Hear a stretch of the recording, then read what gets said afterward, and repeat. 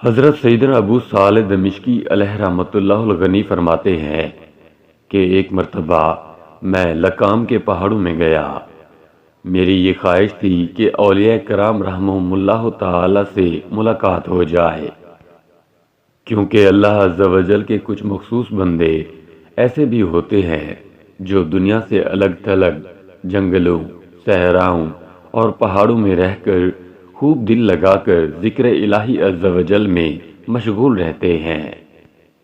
ایسے لوگوں سے فیضیاب ہونے کے لیے میں لکام کے پہاڑوں میں سرگرداں تھا کہ یکایک مجھے ایک شخص نظر آیا جو ایک پتھر پر سر جھکائے بیٹھا تھا۔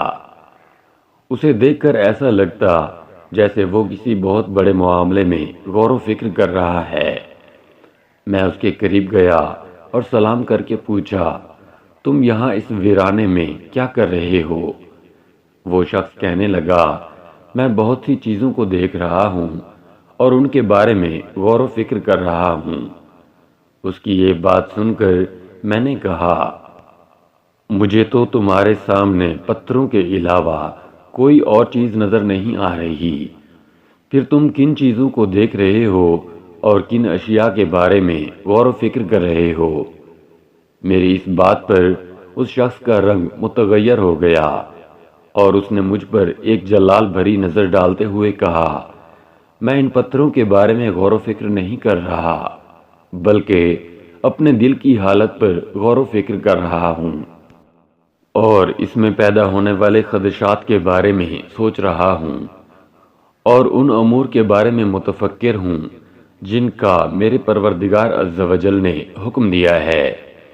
پھر وہ کہنے لگا، اے شخص، مجھے میرے پاک پروردگار عز و جل کی قسم جس نے ہماری ملاقات کرائی، تیرا یہ پوچھنا مجھے بہت عجیب لگا اور تیرے اس سوال پر مجھے بہت غصہ آیا، لیکن اب میرا غصہ زائل ہو چکا ہے۔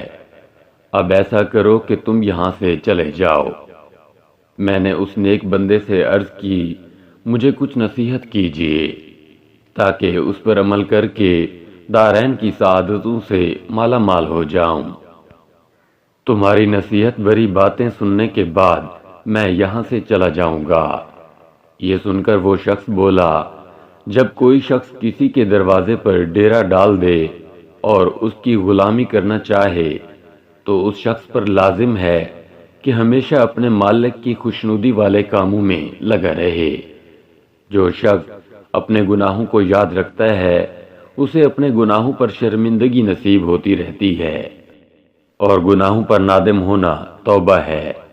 لہذا انسان کو ہر وقت اپنے گناہوں پر نظر رکھنی چاہیے۔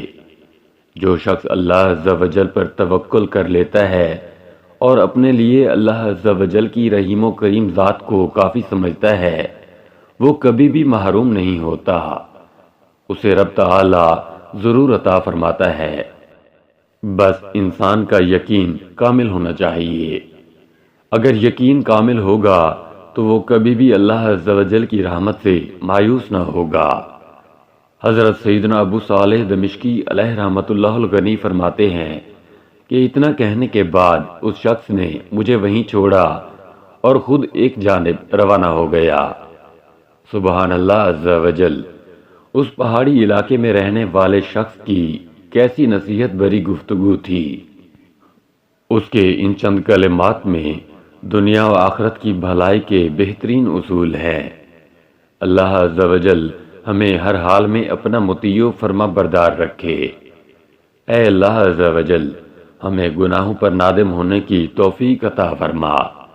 جب بھی کوئی گناہ سرزد ہو فوراً ہمیں توبہ کی توفیق عطا فرما۔ اے اللہ عز و جل، ہمارے حال ذات پر رحم و کرم فرما۔ اللہ عز و جل کی ان پر رحمت ہو اور ان کے صدقے ہماری مغفرت ہو، آمین، بجاہ نبی الامین صلی اللہ تعالی علیہ وآلہ وسلم۔